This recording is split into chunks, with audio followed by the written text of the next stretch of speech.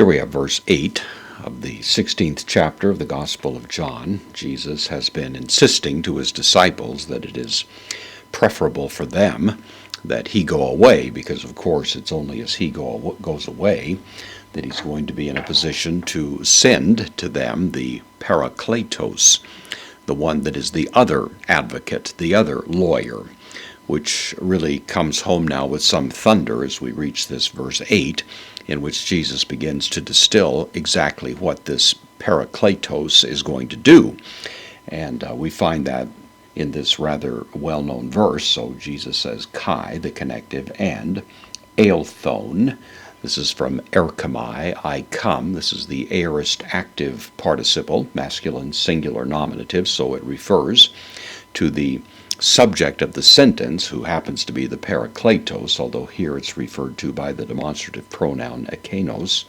But the point is that this one who is the subject of the sentence, having come, the aorist participle, refers to action before the time of the leading verb, and so we have that. So having come, referring to the subject, which is then represented by ekenos. Of course, ekenos is the demonstrative pronoun. This is the masculine singular nominative. So that one, having come, elegze.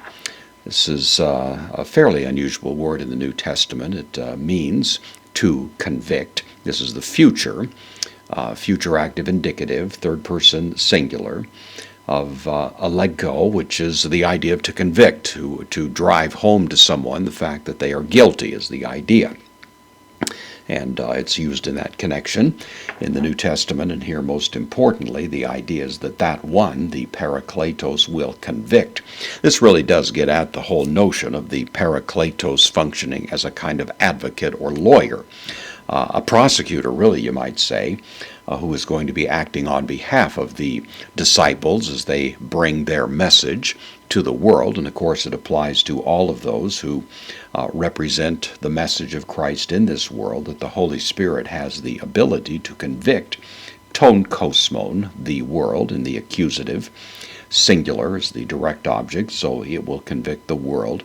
Peri, the same preposition used three times. Peri takes the genitive, and in each case we have the genitive, first of all, of hamartios, which means sin, so convicts the world first of all of sin.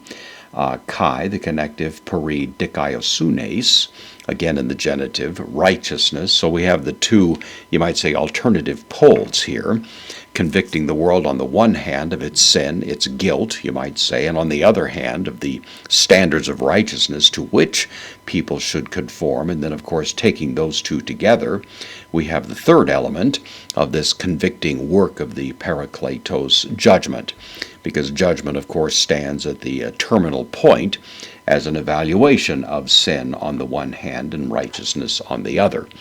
And so that's the function that the Holy Spirit is going to play, and that's why Jesus is saying they're going to be better off when Jesus goes away, because of course up until now that has been the role Jesus himself has been carrying out, but this is going to now devolve to the disciples, who will have the capacity to engage in the same kind of action and behavior as they carry out their ministry in this world.